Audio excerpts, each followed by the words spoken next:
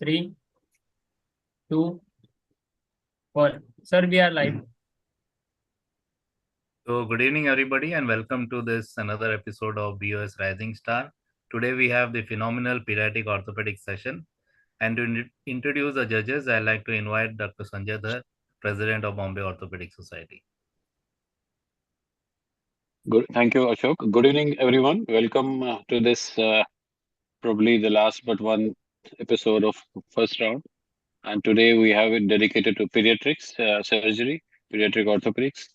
We have, I think, 4 contestants today, and we have 2 judges who are very well-known pediatric orthopedic surgeons. Dr. Rujita Mehta, who is doesn't need any introduction in Bombay Orthopedic Society, one of the stalwarts of Bombay Orthopedic Society. And other is Dr. Mandar Agache, again a well-known pediatric orthopedic surgeon. They will be judging the sessions today. Besides, I'll be there also helping. And for the students, these contestants, Dr. Ashok will introduce them. So over to Ashok back. To introduce the students, I'd like to invite Dr. Neeraj Bijlani, Secretary of Bombay Orthopedic Society. Over to you, Neeraj. Yeah, so today we are going to talk on pediatric orthopedics. There are common topics. So Dr. Deepak Jain will be talking on Clubfoot Management, a review of the Ponseti method. Dr. Rohit Somani will be talking on slipped capital femoral epiphysis, current surgical techniques and outcomes. And Dr. Mudit Shah will be talking on surgical treatment of tarsal coalition, current techniques and outcomes. So Tarsal coalition last time हुआ था ना, किसका था? तू गलत पढ़ रहा है. these topics are wrong. Only the last. Okay. Why don't we give the candidates themselves a chance to say a line about themselves? After all, they are rising stars. Yes. Even if one wins today, I think all of them are really rising stars. So that is nice. And I congratulate the Bombay Orthopedic Society on this format itself. I think it's very nice for us to be sitting across and seeing people who are really upcoming. So it's very encouraging for them, and kudos to you all for doing this. Thank you, ma'am. Thank you. So anyways, we'll start with the first candidate, and I'll let you know the format, how it goes. So first candidate is Dr. Deepak Jain. Deepak, you can start sharing your presentation. Yes, sir. And so each presentation will be 8 minutes. I'll be keeping the time, and I'll announce the time at the end of presentation. After the presentation, we'll have question and answers from the judges and Dhar sir. And that will be the end of the first presentation, and we'll go on to the second presentation. So Deepak, you can start your presentation. I'll start the timing now. Yes, sir. Good evening, sir. I'm Dr. Deepak Jain from Navi Mumbai. I'll be talking about Clubfoot Management, a review of the Ponseti method. I would like to thank the BOS for giving me this amazing opportunity and a good platform. So Clubfoot, as described by Hippocrates in 400 BC, even today in 2023, it still appears to be a challenge for most pediatric orthopedic surgeons because of its notorious tendency to relapse, despite of whether it has been managed with conservative or operative means. So the Clubfoot management can be divided into 4 eras: the era before Ponseti, an era during Ponseti, and later on post Ponseti, that is the prodigies of Ponseti which took the Ponseti technique ahead, and then where we stand today. So before Ponseti, we were trained to believe that all clubfoots require extensive surgeries, and not simple surgeries, extensive surgeries involving tendo-Achilles lengthenings, subtalar or posterior ankle capsulotomies, including posterior, medial, and lateral releases. At that point of time, there were no pediatric orthopedic trained surgeons. That is before 1963. So there used to be a lot of recurrences, lot of undercorrections, lot of overcorrections, lot of relapses, and lot of iatrogenic deformities. Yet the worst part was not the deformities, but it was actually the pain, stiffness, and the weakness that used to come along with each surgery. So one person is operating, patient develops a relapse, and then he goes to another surgeon. He will be able to relieve the patient of his pain and the deformity, but the weakness and stiffness which comes with each surgery, there was nothing which can be done about it. one of the biggest pediatric foot and ankle surgeons at that point of time used to believe that amputation would give a better relief and long-term functional outcome to the patient than another salvage surgery. So that was the amount of morbidity before Ponseti of clubfoot. So in 1963, Ignacio Ponseti, a Spanish-American physician, he came up with this game-changing technique of manipulation, gentle manipulations, serial casting, and then bracing. So the Ponseti method consisted of 3 phases: correction phase, maintenance phase, and third was preventing and treating the relapse. The most important part, which was not considered in the Ponseti's technique, is preventing and treating relapse. Preventing with following a strict bracing protocol and treating relapse, that is a part of Ponseti's method and not a failure of Ponseti's method. So in 1963, he published a paper with 94 clubfoot in 67 children, and he achieved almost 97% of initial correction. But there was a high rate of relapse, almost up to 56%. In 1972, he came up with a follow-up paper where he did some cadaveric dissections and came up with a detailed pathogenesis and pathology, what was happening in the clubfoot, and he came up with a extended bracing protocol, which he observed he was getting a lot of relapses. So he came up with an extended bracing protocol almost till 4 years of age. So people were thinking whether the kites method did not work, why would Ponseti work? So they did not started accepting this method of clubfoot correction by serial casting. But the actual game-changing paper or the landmark paper which changed the game entirely was by Cooper and Diaz in 1995. This was the paper when people started actually reading about Ponseti, and this was a paper which showed that 31-year follow-up of Ponseti's patients, which was corrected by Ponseti back then. They came up with the 31-year follow-up of the same study, and both the feet were indistinguishable. They were not able to differentiate which was affected and which was not affected. The results were so good. This is actually started changing some heads, and people started reading about Ponseti's method. This is a second hit which came along, that is the Congenital Clubfoot, a book on by Ponseti in 1996. So people started actually performing Ponseti's method. And the next 15 years, the treatment of Ponseti completely changed, and most of them switched from surgical method to conservative means. This was a survey done for the members of the POSNA in 2012, and it was seen that almost 97% of them have completely switched to Ponseti method and are not using surgeries anymore. Then papers from different parts of the world started coming along, from Asia, Africa, and then everyone was started using Ponseti's method. There was a survey done 47 years after the first article, and analysis which was done by CDC, and it was found that in 2006, and it was found that the number of surgical releases drastically decreased from 1641 releases in 1996 to 230 releases, only 230 releases in 2006.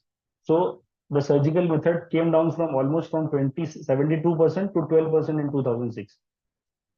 This is a systematic review which was published in 2012, and it showed that Ponseti's method provides excellent results with an initial correction rate of almost 90% and just performing a simple tenotomy, and it was the current best practice for the CTV. Post Ponseti, what started happening is the prodigies of Ponseti, they started modifying the technique of Ponseti.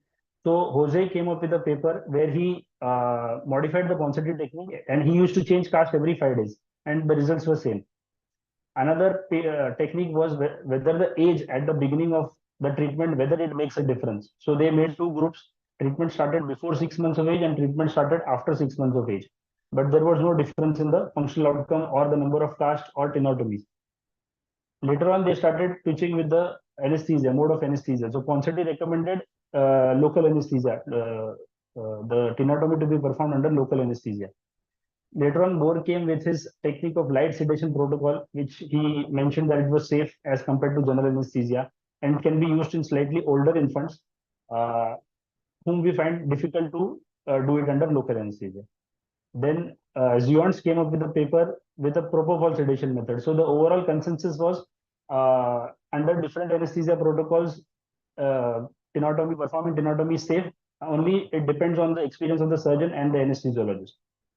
Later on, the people started extrapolating his technique because Ponseti mentioned the bracing protocol and the Ponseti technique only less than 6 months of age and idiopathic club feet.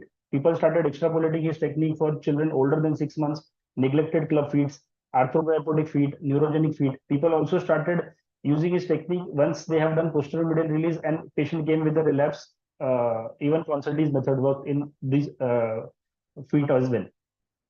So today, where we stand is basically the Ponseti's method has taken missionary levels. It has been incorporated in government policies. It has been incorporated in various NGOs have started working towards club feet. So to name a few, Cure India, Anushka Foundation, and Miracle Feet.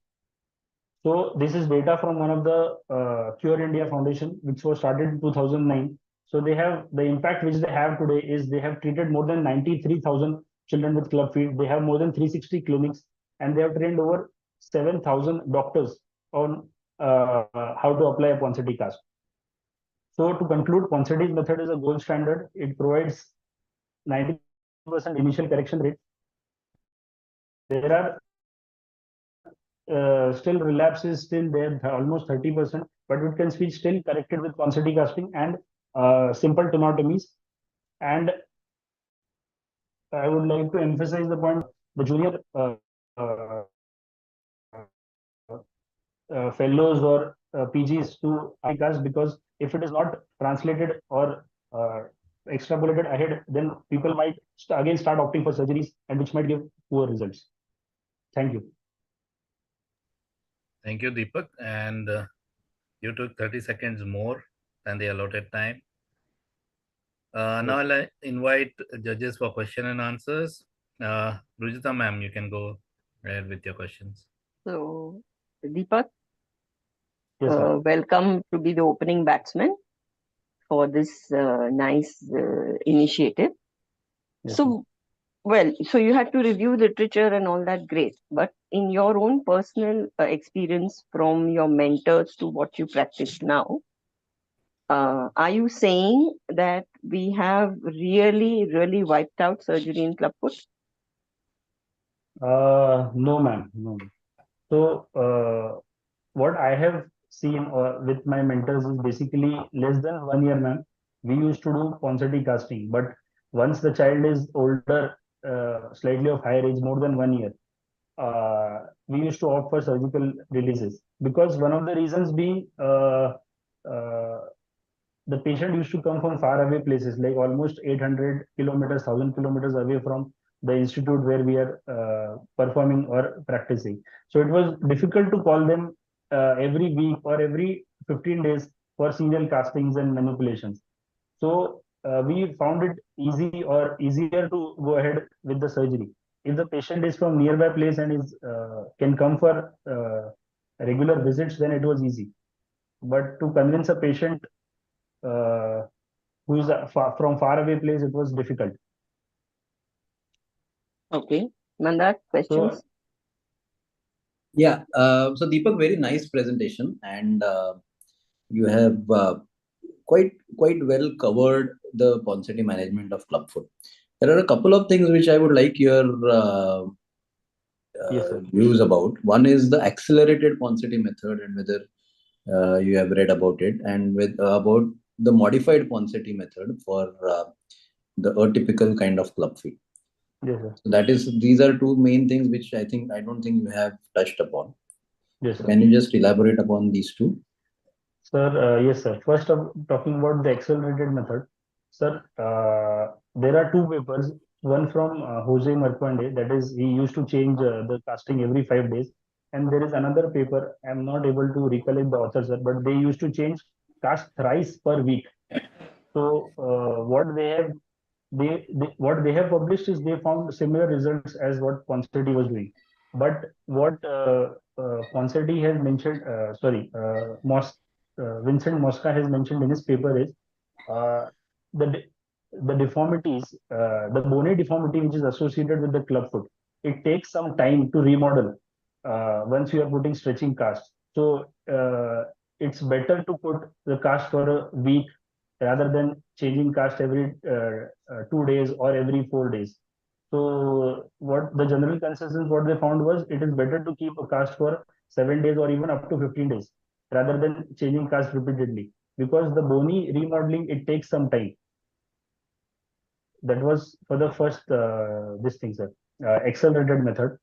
And second, the modified technique which they have described for the atypical club feet is they have found good results up to 70%. And what the modification in the technique is basically they use two thumbs and they keep on the plantar aspect of the foot and they hyperflex all the metatarsals. Hyperflex. So there is in atypical club feet there is severe plantar flexion of all the metatarsals. So Okay. what they have mentioned is you have to not just keep thumb on the first metatarsal, but keep your thumb on the fifth metatarsal as well, and then hyperflex the forefoot. Don't you think you should hyperextend? You should extend the dorsiflex. Hyperextend. Sorry. You should dorsiflex the entire foot, right? Yes. So the plantaris deformity has to be corrected. Yes. Where there is severe plantar flexion at the midfoot level, that has to be corrected in this case. Yes. Last one question. See, whenever you think about Ponseti technique and about old patients or older kids, the developing world always is important to review. So have you read about any papers from this part of the world about older kids and Ponseti technique? I have read, sir, but not recently, like reviewing the literature for this. There is one paper from, I think, Vardia only, sir. But I've read it, I think, couple of years back. Not. So one of the main co-authors is sitting in front of you in front Yes, of sir. the form of Dr. Ujita Mehta. Yes, So sir. I had hoped that you will at least mention and review that very nice article where they have studied their results about older kids and Ponseti method. Right. So whenever there is a review of literature, there has to be something which is topical for the current population. Yes. Right. Yes, sir. So very nice, Deepak. I think Ashok, we can go for the next one. So thanks, judges. And Dhar sir, any questions from you? No, I think Mandara, I wanted to ask the same question. Means whether I missed it, but Mandara has now pointed that out. So have you done any literature review about the same thing? Probably, I think it will be a repetition now. That in older children, Ponseti, how effective it is literature-wise, means what is the time limits when you should probably still do it? And we have not seen any literature vis-a-vis success rate with the existing method. Like I belong to an era where PMR was very popular, and in fact we used to do it. But what is to convince a person like me, what is the literature backup for that?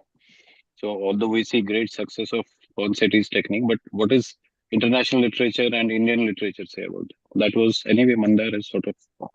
So I will just add to that quickly that what he would really be advised to read up, and it will be beneficial for the reader, viewers as well. That there are very good papers from Dr. Shah Alam Khan and Anil Agarwal from Delhi, and from Wadia about the walking age clubfoot treatment with serial casting. We don't call it really Ponseti anymore because Ponseti classically is described only in neonates.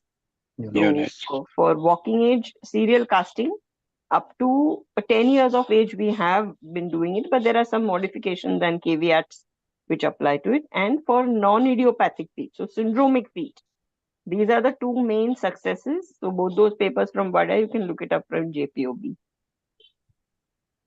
Let's go to the next. Thank you, ma'am. And all the best. Thanks, Deepak, for your presentation. Thank you. Next is Dr. Rohit Somani. Rohit, you can start sharing your presentation. Yes, sir. Again, the time is 8 minutes. Go ahead, make it full screen.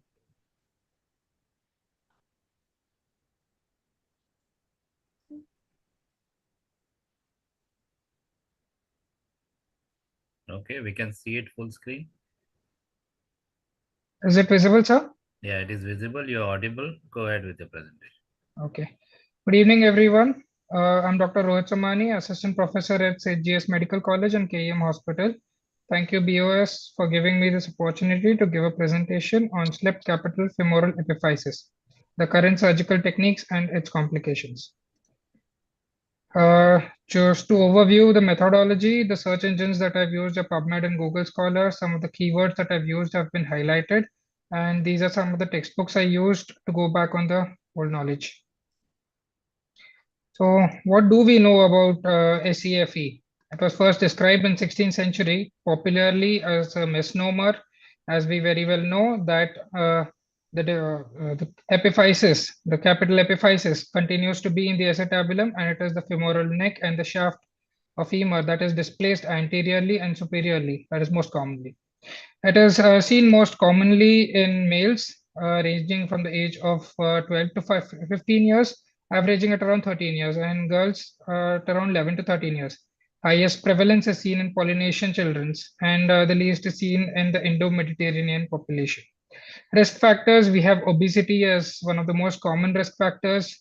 Children who are obese at around 12 to 15 years of age have around 17% higher chances of getting an SCFE. There are endocrinal abnormalities like hypothyroidism, renal failure, mechanical variations in anatomy like the epiphyseal tubercle, the size of the epiphyseal tubercle, which has been into the focus quite recently, and the vitamin D deficiency, which has been commonly noted in the Indian population. The risk of bilateral involvement in SCFE is around 20 to 40%. And approximately 50% of these people, they are present at the initial presentation. Now moving on to some of the, just revising what are the commonly seen radiological features of SCFE. We have the Klein's line, which is supposed to intersect the epiphysis at this point, but it does not intersect in SCFE. Then we have the Blanch style sign of Steele. Then we have the physeal widening, and we have the Shyam sign. Now, again, revising on what all the classification systems that have been described in the past. First was the temporal classification given by Boyer et al. It was based on the time, acute, chronic, and acute on chronic. Acute is less than 3 weeks, chronic is more than 3 weeks, and acute on chronic is when it's more than 3 weeks with acute exacerbation of symptoms. Morphological classification based on the extent of displacement of the femoral epiphysis relative to the neck based on the calculation of Southwick's angle. We have mild, which is less than 30 degrees, moderate 30 to 60 degrees, and severe more than 60 degrees. Lastly, we have the functional classification, which is given according to the patient's ability to bear weight. It was given by Loader et al. In 1993. So we all know Dr. Randy Loader has done a lot of extensive work in SCFE. So he gave these two things, that is the stable SCFE if the patient is able to bear weight, and unstable SCFE when he is unable to bear weight. Just to add one more thing, there was another study which was conducted in 2009, I believe, wherein it was found that stable and unstable, although clinically important, do tend to pose a different picture intraoperatively. Now, moving on to the management, which is the topic for today.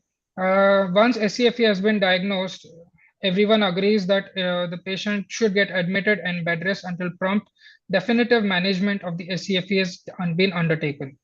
Acute displacement of the epiphysis after diagnosis of a mild chronic slip has been documented quite repeatedly. The primary purpose of a definitive management should be to stabilize the capital femoral epiphysis to the femoral neck in order to prevent the further slipping. So application of a spica cast, bone graft epiphysiodesis, all of these techniques have been described previously, but we don't follow these techniques quite often in the recent times. In situ internal fixation and pinning, open reduction of the epiphysis, and compensatory osteotomies. Most authors agree that once FESC is diagnosed, surgical treatment is indicated, but significant controversies regarding what is the best type of treatment. So first thing that we know about is in situ pinning or fixation. It is the classical treatment of SCFE. It has stood the test of time. Initially, it was described for both stable and unstable SCFE, regardless of the degree of deformity. One cannulated screw or multiple Kirschner wires across the growth plate was what was described. The ideal position, the center of the neck and perpendicular to the growth plate. So several methods have been described for placing these screws and wires. We can either use a traction table or a radiolucent fracture table or a radiolucent table. But the essential thing is to remember that the anterior starting point that is needed for the screw to go properly in the center on the lateral view, and on the AP view you have to go perpendicular to the physis. And also another important thing to remember is that we have to pass at least 4 threads distal to the epiphysis. Some of the common controversies that are there in situ fixation, whether do we use a multiple screw or single screw. Now, most of the people say that multiple screws are needed, but there is no evidence of biomechanical advantage between the use of multiple screws over a single screw. Second most important thing is the relative inferior position of the screw in the epiphysis. We have to avoid the superior and anterior quadrant of the epiphysis, because that results in avascular necrosis of the femoral head. Thirdly, we have to use a fully threaded screw, preferably a stainless screw is preferred, and a large fragment screw. Stainless screw preferred over titanium because titanium has problems in removal. Therefore, because we need to remove the screws after the physeal closure. Complications of these percutaneous pinning. There are chances of further slippage. AVN was reported in around 10 to 40% of patients. Chondrolysis when we penetrated the joint, and loosening of the screw back out, and future subtrochanteric fracture. And very commonly noticed, which was given by Alstrada et al., was that there was an unsatisfactory reduction in moderate to severe slips, which led to a hump deformity in the upper part of femur, which led to FAI and early OA. This is what we've been understanding in the past decade about it. Screw fixation with minimal reduction. This was initially described by Loader et al., and later in his own paper and by Caetano et al., they said that the only significant predisposing factor for closed reduction for AVN was closed reduction, either purposefully or inadvertently, in acute on chronic, and unstable SCFE. So this is something that we do not do anymore. There is closed reduction is strict no. Then came the open reduction and internal fixation. So it was initially Dunn who described the subcapital osteotomy, shortened the femoral neck in order to preserve the blood supply to the femoral head in 1964. As we can see that the retinacular vessels on the posterior aspect, they tend to get stretched when we are trying to reduce. So this part of the neck was osteotomized and reduced and fixed. But it was people found it difficult to reproduce the results that Dunn had. In 2009, Zebrath et al. Proposed a combination of Dunn subcapital osteotomy along with Gann's safe surgical dislocation of hip, which came around in 2007. This came to be known as the modified Dunn procedure. It was very well indicated in moderate to severe slips. Unstable slips must be reduced in less than 24 to 48 hours. And as Dr. Mandar sir and Sandeep Vaidya sir did a study in around 4 years back, where they proved that these results could be reproduced even in the Indian population. I think till date it is one of the largest studies in the Indian population. So what we did is, this is just briefly describing the technique: resection of the posterior callus with a short retinacular release. When the retinacular release is done, it prevents the perioperative overstretching of vessels. Then this also gives us an opportunity to treat the associated lesions, that is the early acetabular labrum and cartilage damage, the metaphyseal bump, which limits the internal rotation leading to FAI, which can occur even in milder slips. So the drawbacks of this modified Dunn procedure is that it has an absolutely long learning curve, and it is a technically demanding surgery. The decision between its use versus in situ pinning is often based on the surgeon experience rather than the available evidence, as was said by Novice and et al. So the complications, there is as with any other procedure, slip progression, instability, growth arrest, residual deformity, chondrolysis, and osteonecrosis. So this was reported to be around 47% in the unstable hips, even after doing a modified Dunn procedure. So then once the osteotomy, the SCFE was healed, and came in the picture of doing of compensatory osteotomies. They were not intended to achieve anatomically or aligned epiphysis. The correction at the site of deformity meant that we are risking the blood supply to the epiphysis, and therefore it has not found wide acceptance, as was the initial Dunn procedure. Most commonly now we use the cuneiform osteotomies at the base of the neck, like the Kramer or Barmada, and the intertrochanteric osteotomies with the Southwick and Emhauser. So the base of neck osteotomy is indicated to correct the residual deformity after the closure of physis. In theory, they posed less risk as compared to the interruption of blood supply to the femoral head than the done procedure. But in practice, not many have been able to reproduce these results. The base of the neck and femoral neck being extracapsular, this osteotomy is believed to avoid the femoral neck and head blood supply. Coming to the intertrochanteric osteotomy given by Imhauser and Southwick, this has been termed as a biplane osteotomy, and he recommended that it be performed at the level of lesser trochanter. The Imhauser procedure is performed slightly higher in the intertrochanteric region of the proximal femur.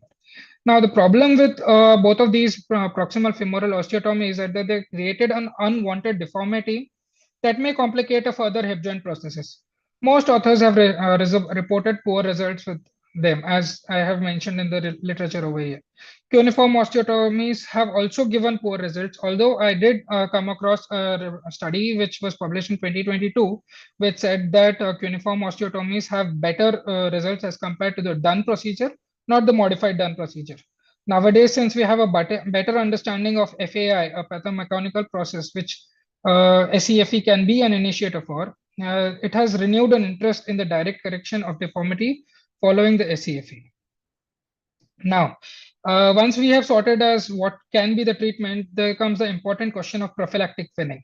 Whether prophylactic prevents SCFE, it is not in, while it prevents it, the SCFE in the contralateral hip, it is not entirely a benign procedure, as was indicated by Sankar W. and et al. The possibility of developing complications such as AVN, peri-implant failure, implant prominence, and infection did persist. So patient selection is very important, and in whom do we do these pinning? So as very commonly we know that high-risk patients, patients who are hypothyroid, patients who are obese, patients with renal diseases and vitamin deficiency, we can go ahead and do a prophylactic pinning. Now, chronological versus skeletal age, which was given by modified Oxford bone age score. This has been said to be the single best predictor for the contralateral skip. So we use these 5 criteria, and if a total score is coming to be between 16 to 18 in the modified Oxford bone score, then we have to go ahead and pin the opposite side. Then another criteria was the posterior slope angle, which is said to have a poor clinical utility given in the Yang Y et al. Study. Now, another thing to be noted is that in the Indian setup, what is the role of prophylactic pinning? Since majority of the patients who might come to us, we might lose them to follow up. So it is very well advised that if we are suspecting that the patient might not follow up, despite them not having these high risk chance indicators, we might choose to go ahead and do the prophylactic pinning. Now, coming to the more rarer things, the anterior and valgus slips. In rare cases, the displacement is either superior or posterior. It is the so-called valgus hips, and even more rarely, the neck can go only anteriorly. Then they may present with either stable or unstable hip, like is seen in the typical SCFE. In valgus hips, there is restriction of abduction, adduction and flexion, and in anterior slips, there is limitation of external extension and external rotation. The treatment for these valgus or anterior slips are highly individualized. In situ pinning has been described, but again, it varies from surgeon to surgeon. Open bone graft epiphysiodesis has been still comes back as a savior, as an alternate reasonable approach if percutaneous pinning is inadvisable or unsuccessful. Coming to the complications of SCFE, 2 of the most dreaded complications that we have are avascular necrosis of the femoral head and the chondrolysis. AVN is the most frequently seen in treated cases of SCFE, particularly after closed or open reduction of unstable hips or osteotomies around the femoral neck. The incidence in unstable hips is up to 47%. So short treatment, articular surface, if it is intact, use a revascularization procedure. If it is not, you might be better off to go a joint arthroplasty or a fusion. Chondrolysis, It is basically a condition where there is a destruction of the joint cartilage. The patient complains of stiffness and persistent pain in the groin or upper thigh region. The diagnosis of this is most commonly a diagnosis of exclusion. Recent studies have indicated that MRI can be useful in chondrolysis detection. The patient presents with a flexion, abduction, and external rotation difficulty. Radiographically, we can see a loss of more than 50% of joint space as compared to the unaffected contralateral side, or an absolute measurement of 3 mm or less. So conclusion, what do we conclude from all this? Despite all controversies, one thing is clear, that surgical intervention is a must, and there is no role of conservative management. Close reduction must not be performed at all cost, as it does not give us control over the retinacular vessels. Modified done procedure, as said in the studies mentioned, is a great technique in the trained hands with reproducible results. If the person is not trained well, then you might be better off doing an in situ pinning for a temporary basis and refer them to a higher center. Moderate to severe slips must be corrected to an as anatomically as possible in order to prevent the FAI. This is a short flowchart that I could make regarding the same. If the patient comes to you with a diagnosis of SCFE, if it is stable, if it is mild, do an in situ pinning. If it is moderate to severe, even if it is stable, go ahead and do a modified done procedure if you are trained well enough. If it is unstable, you have to go ahead and reduce it. These are the references I've used. Thank you, sir. Thank you, Dr. Rohit. But you took like double the time allotted to you, more than 16 minutes for your I'm so presentation. sorry. You need to time your presentation if you're making it. The time allotted has to be, it has to finish within that time limit. That is one of the major criteria for any kind of presentations you will do in future in podium or online. So you need to take care of that. The Noted. presentation was comprehensive, but it needs to be delivered in the allotted time. So over to judges for questions. Rujita ma'am, you can start. So I fully agree with Ashok that you don't have to put the entire textbook out, but what you need to distill from your what you read up is what is going to make an impact and what has impacted the treatment of SCFE in the last few years. One very important technique that I didn't see mentioned anywhere unless I missed it and maybe Mandar heard it. What about the PARSH technique? Yeah. I think all of Yeah, us. ma'am, I did go through it, but I haven't finished yet. Yes, ma'am. So that is very important to mention because that is something which is useful in day-to-day life for general orthopedic surgeons. And the other important thing, which is a raging controversy still, which you should have touched upon, is incidental reduction. So I think Amanda will throw more light on that, but these two things are important when you're talking about delivering a presentation for the understanding of the audience as to what has impacted or changed the management in SCF in the last few years.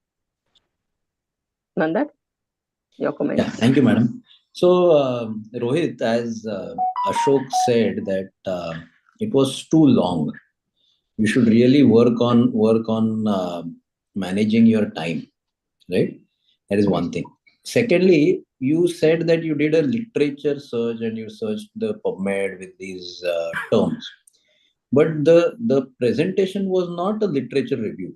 It was just a sort of lecture which you probably will give to PGs about what are the management options. That is not what is a literature review. Literature review means you have to review certain, say, 10 excellent main articles in the last 10 to 15 years which have impacted practice, right? And that is how a literature review has to be done.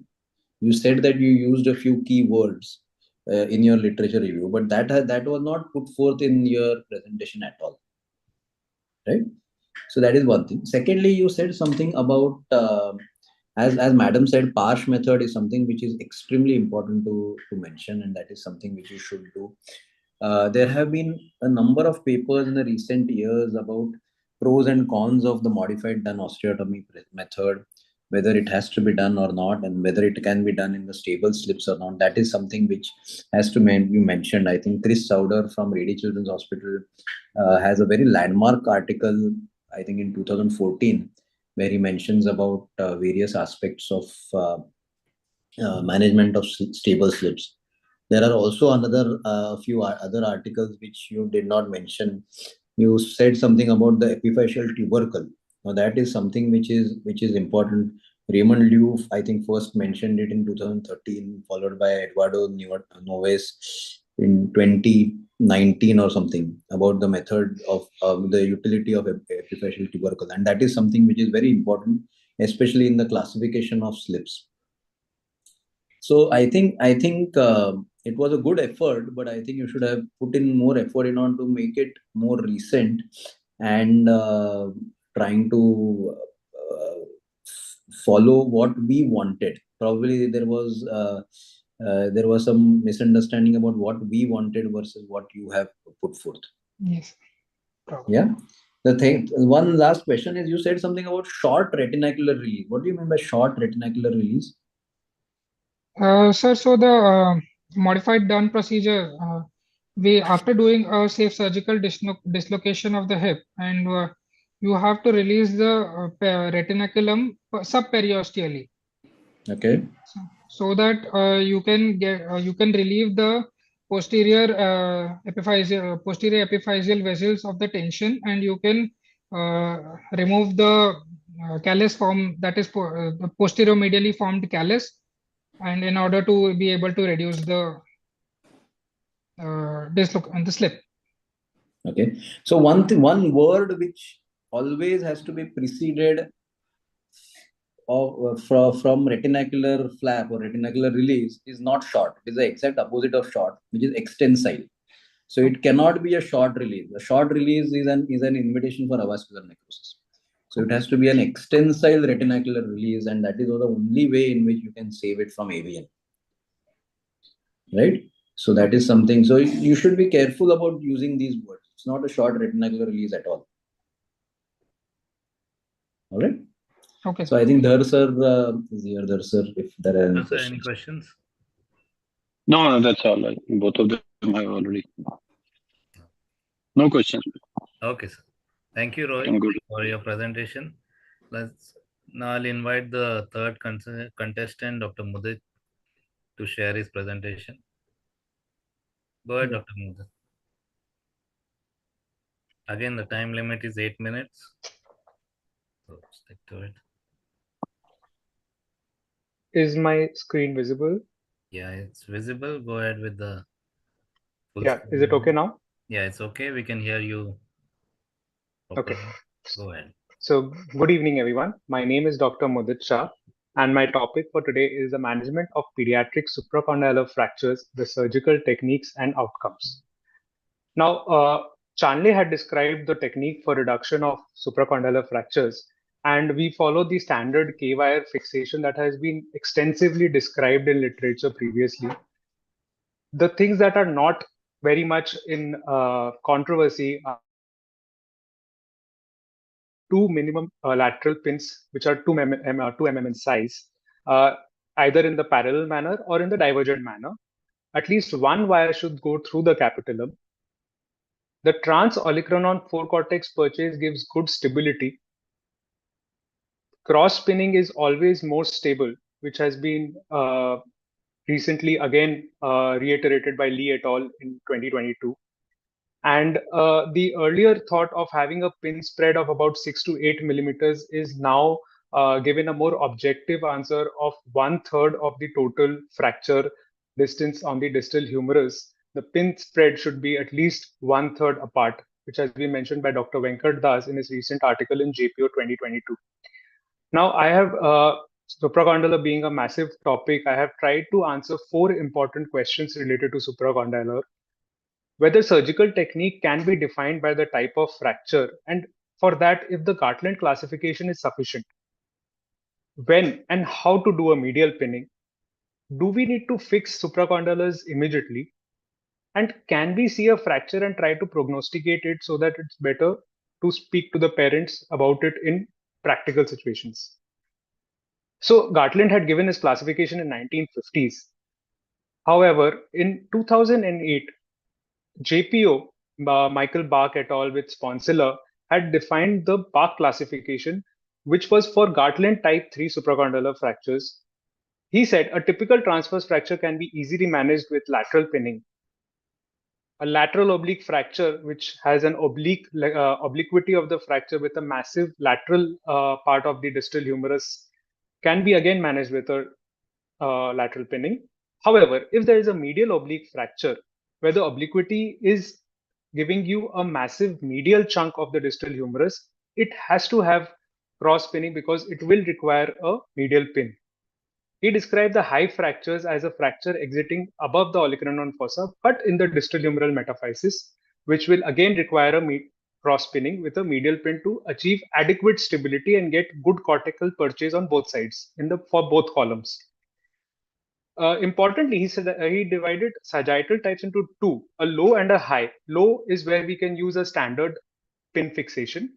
A high is where the obliquity will require you to probably modify your pin insertion in a way so that you are perpendicular to the fracture line to achieve maximum stability.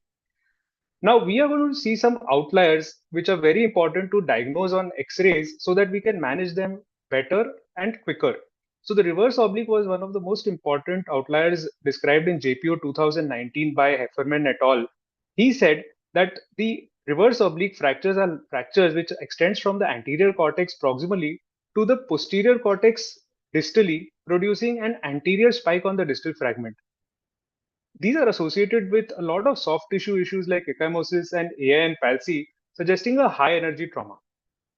These fractures cannot be reduced by conventional methods like described by Charnley. He said, in order to avoid open reduction, he recommended, since these fractures always have a posterolateral displacement, we should try to move the lateral distal fragment laterally and try to bring it anteriorly. And after this, it becomes a typical supracondylar fracture, which can be reduced and pinned as per our normal techniques of lateral pinning. The flexion type of supracondylar was very difficult to manage, and people recommended using a trans-olecranon pin, which was described by Brandon Green in JPO. He said that once the coronal alignment is good, we can pass a trans-olecranon pin to maintain the coronal alignment. The sagittal alignment, I beg your pardon. And once the sagittal alignment is acceptable, we can manage the coronal alignment and fix with lateral pinning. Now, Dr. Viraj Singhare and Dr. Swapnil Kenny, being co-authors in this paper from Korea, mentioned about reducing irreducible fractures. They said that if we give an anterior incision over the antecubital fossa and try to push the proximal fragment with a thumb or suction tip, we not only try to reduce the fracture, but we also decompress the fracture hematoma. So for this example, he said that you push the proximal fragment posteriorly with a thumb or with a suction tip. And once you achieve adequate reduction, you can pin them easily without going for an complete open reduction. Now, from Egypt, they described the intrafocal technique in 2009, which was being used for distal radius fractures as well. They said by doing an intrafocal technique, we can try to reduce the difficult fractures. And the bending of the wire, in fact, acts as a good lever to hold the fracture position and pin it. Similar paper had come for a joystick method for the proximal humerus in 2009. They said that if the component is only a proximal humerus rotation, we can put a wire in the proximal fragment of the shaft of the humerus and try to derotate it. Once that is done, we can easily pass wires and fix this fracture. Now, this paper from China recommended using the stab incision where the mosquito forceps is inserted and the mid triceps level, and we try to reduce the fracture through the fracture line. Once done, hold the fracture in position and pin it. When to do a medial pinning and how to do it. So medial pinning has been indicated in 4 situations: high fractures, medial oblique fractures, fractures with medial comminution, and unstable fixation. Now, how to define an unstable fixation? This was described in JPO 16. They said that if a Gartland type 3 is there and we do a closed reduction to lateral pinning, we can check on external rotation and compare it with an internal rotation. As you can see here, in internal rotation, it seems to be a little malrotated. So they recommended putting an additional medial pin for these kinds of fractures. The normal way of putting a medial pin has been the elbow extension and placing thumb over the medial epicondyle and passing it through the medial epicondyle, which has a relative risk of 1.1%. Using a nerve stimulator, intraop USG machine, and neuromonitoring might not be the most practical approach, although it has a risk of 0% as described. But using a mini open approach and a sleeve might be useful, like this described in JBJS 2021. They said, instead of passing through the medial epicondyle, we can pass a wire through the flexor pronator mass and avoid these injuries. They had less than 0.01% of ulnar nerve palsy in these cases. Do we need to fix immediately? They said at night there are only 3 indications: presence of a pink pulseless arm, motor nerve injury, and displacement of cortex by 25 mm either in the AP view or in the lateral view. Can we prognosticate a fracture? In 2015, BJJ Korean authors had described the high and low fracture. They said the low fractures are prone to have issues with stiffness. So they recommended it might be better to speak to the parents beforehand to understand the problems related to joint stiffness. Medial spike in BJJ 2013 was about the medial spike angle less than 45 degrees and the fracture tip skin distance less than 6 mm. If either of these are present, there is a high chance of the fracture going for an open reduction. Type 4 fractures are very difficult to manage, and they recommended that if the fracture has a flexion angulation, valgus angulation, lateral translation, or an osseous apposition or cortical contact between 2 fracture surfaces, or the fracture line is going towards the diaphysis of the proximal segment, then we should think that these fractures are actually type 4 and prepare the OT staff regarding the same. I hope we have been able to answer these questions. These are my references, and thank you, everyone. Thank you, Dr. Mudit. You took around 35 seconds more than the allotted time. Anyways, let's ask the judges for questions. Rujita ma'am. So I think we can discount those 30-35 seconds for both of them, the first and the last presenter. Yeah. So very nice review, Mudit, and great idea to pick out what was the most important kind of 4 aspects that you wanted to review. There are actually 2 nice papers I would like to draw your attention to, where now they say that it's better to, especially when you're dealing with the type 4s or the reverse types, where it's better to go ahead and do a minimally invasive anterior approach, just for the sake of fracture reduction. And one of them is our own Indian author, Dr. Prasad Gaurineni, who pretty much recommends it. And the other one is a close friend and a woman orthopedic surgeon, Emel Gunen from Turkey. So what are your views on that? I mean, how long should you go on struggling, or should you go ahead and just do that anterior mini open? And still stick to your lateral pinning.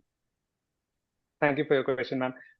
Ma'am, I think that to go for an open reduction, one should have very low threshold, or even for a mini open. In fact, there is a paper in 2021 from BJJ, which says that open reduction has the same kind of outcome as close reduction in a long-term follow-up when it comes to the outcomes, radiological and clinical. However, they have not taken into account the scar issues and the issues related to parent-reported outcomes.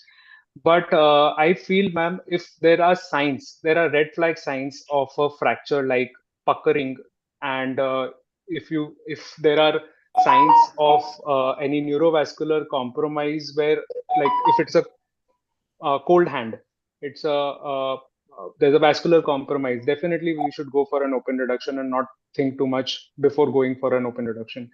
However, a mini open can be done as described by Dr. Viraj Singade in 2009 as well. I don't think we should try too hard to try and reduce. I think maybe about 3 or 4 attempts and about 10 minutes of operating time should be enough to decide whether this will come in a close reduction or whether we should go for a mini open and try to get an anatomical reduction and fix it with a lateral pinning.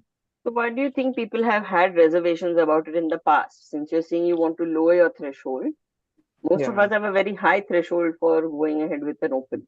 So why do you think people have reservations in the past? I think, ma'am, with open reduction, I think everyone has reservations, but literature somehow suggests that they are equally when it comes to clinical and So what radiographic was that outcomes. one fear because of which people would not go ahead with a open reduction in the past? I think, man, the neurovascular was something that everyone was worried about, and trying to kind of manage that might be a difficult in setups which are not capable of handling such complications. So otherwise, I don't think open reduction should be so much of a problem. If you go anteriorly, yes, it is a problem. However, lateral approach and medial approaches have been described to go for an open reduction as well, where they go laterally and medially depending on the direction of the displacement of the fragment. Okay, let's not go waste too much time on this discussion because I think these are eternal things. So let Mandar ask his question, and then maybe if there's time permitting, we'll come back. Yeah, Mudit, quite well, very comprehensive literature, very nice. A couple of suggestions. I think so. When you talk about major points like when do you operate or a type 4 supracondylar, the original landmark articles regarding that topic, I think you should mention. I think the Cincinnati article, which I think Yeah. Alvin Crawford had authored, that was, I think, the most cited article of that year in the ABJS. So that is one thing which I think you could have mentioned. The second thing is that the original type 4 supracondylar article, which has been published, that also needs to be cited rather than the corollary to it, which is, I think, by Shonecker, where he has mentioned those 4 criteria which are. So whenever you put forth the point, I think a very landmark article, if it is there about that point, that can be mentioned ahead. And then probably the recent one. I know that you were pressed for time, but I think these are a couple of things which you could have mentioned. Sure, Yeah? But Thank you. overall, I think it was quite well covered. Any Thank you, sir. paper you think you've missed out on? Something Many, that ma'am. we still try to do? Okay, many. That's good. I'm like, honestly. Ma'am, actually, I felt supracondylar is such a massive topic. Of I have course, not even even touched so upon is pink SCFE, so pulseless is hand at Clubfoot. all. I think Yeah. all 3 topics were really huge. So that's why what we want to see your skills as the rising star as to what you're able to sift out of it. Yes, ma'am. One paper I would like you to definitely, I wish you could have added to this, was about the Dobbin pin. Yeah. And how to do a safe, effective medial pinning, but through the lateral approach. Yeah. And That's the correct. problems associated with it. And I think, like Mandar pointed out to Alvin Crawford's article, even Sheetal Parikh has got about the timing of the supracondylar. Yeah. Yeah, so these are Less than 8 important hours and more from than 8 recent hours. literature point of view. But otherwise, I think all 3 have really made a very good effort. And I think the challenges was really big because all huge topics were given to them. So my request to Ashok and Neeraj will be that if there is a next batch, give them a focused area to gather literature on. It'll help us to judge them better. Yes, ma'am. And there, sir, any Yeah, any questions from sir? Or comments? No, something similar, which I think Dr. Rajita said. In a pink pulseless hand, where you have sort of an anterior puckering or you have the proximal fragment coming out, if not a full compound, but just jetting out, means what does the literature say? Whether you should still try posterior? I think she asked you that, but if you had any literature backing for that, means you should still try posterior this conventional technique, or you should directly go anteriorly. Is there literature any So, clear about this? yes, sir. Thank you, sir. Sir, basically, the recent literature which talks about firstly the timing of management of a pink punchless hand, they consider it to be one of the supracondylar orthopedic emergencies that should be managed as soon as possible. And they recommend in 2021 as they have recommended that we should do it as soon as possible. Firstly, by doing a close reduction and by checking whether after doing a close reduction and pinning, if we are getting an adequate, whether one, we are still having a good perfusion, which can be in the form of having a the color being good, the pink color being good, or sometimes we can get the pulse back as well. There have been some articles that have used Doppler as a guiding, like a guiding instrument to understand whether the Doppler can be used, where they check whether it's a monophasic flow or a triphasic flow. But to my knowledge, sir, I could not find any article that spoke about opening the fracture site in a case of pink pulseless hand on the first instance. They have always recommended to go for a close reduction and pinning as the first management protocol kind of a thing. However, if it becomes a white hand, then they obviously recommend to go for a brachial artery exploration. Yeah, I remember an anecdote. Now, when I was in Science, I did one supracondylar. I struggled with it a lot, but ultimately I opened it. And my boss told me, "Would you have done the same thing to your son?" I said, "Yes, sir, I would have done the same thing because I couldn't get the reduction." That's what. Anyway, that was besides. Thank you. So thank you, Mudit, and thanks all the contestants for their presentations today. I'll invite Dhar sir to thank the judges and invite their inputs regarding the program today. Thank you, Ashok.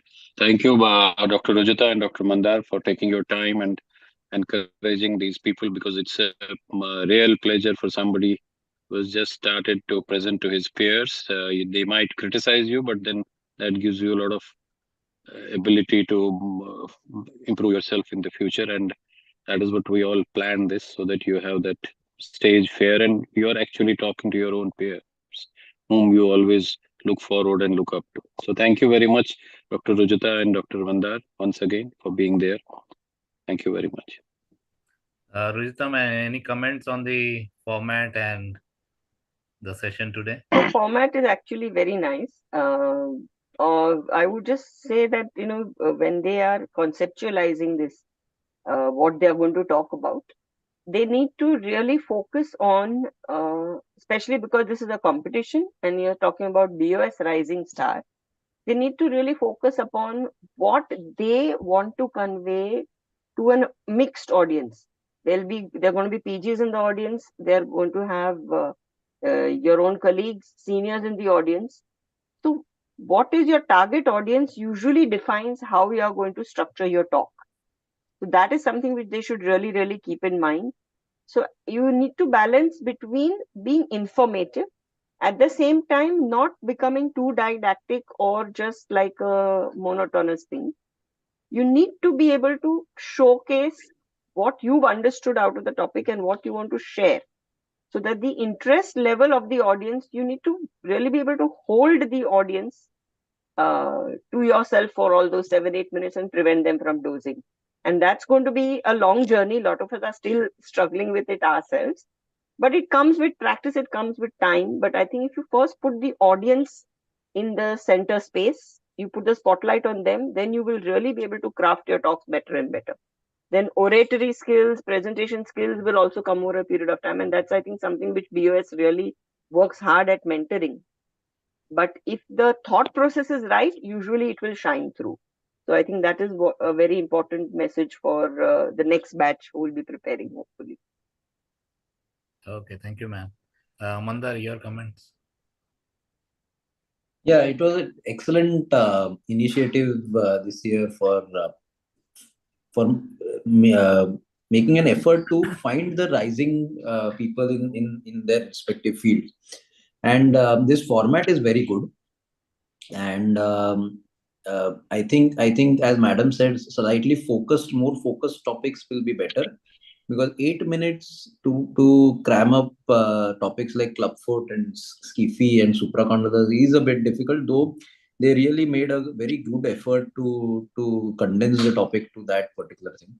The other thing which I think Mudit did well here is where he had put forth the points what he was going to elaborate. So I think that is a good sort of a template for other people, where they can have the points which they are going to speak about that particular topic. So he may not talk. One person may not talk about the entirety of supracondylar, but probably 4 or 5 topics in supracondylar which he wants to elaborate and probably have a few literature points about it.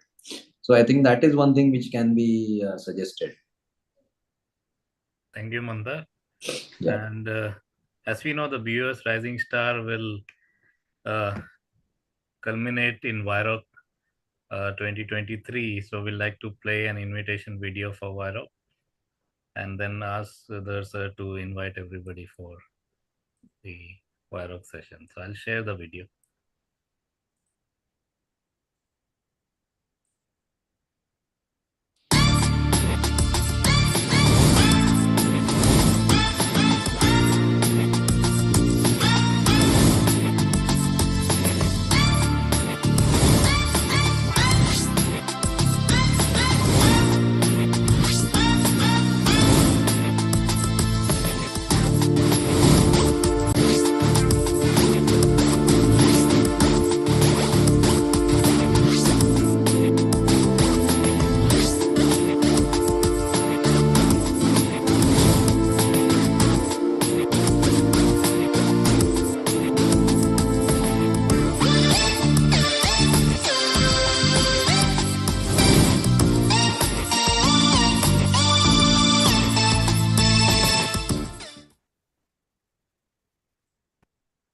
So I'd like to invite. Thank you. Go ahead, sir. Yeah, I once again take this opportunity to invite everyone. I'm sure all the participants and judges are there definitely, but I invite everybody else who has been watching this program for Viroc. Viroc promises you always by its own reputation and by continuous line of conveners and secretaries.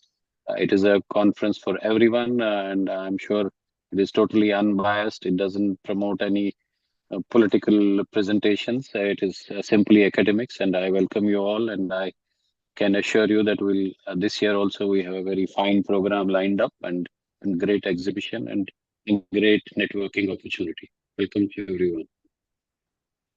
Okay. Thank you, sir.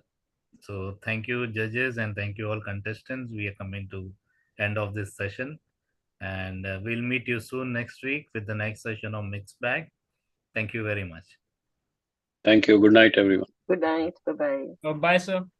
Thank you.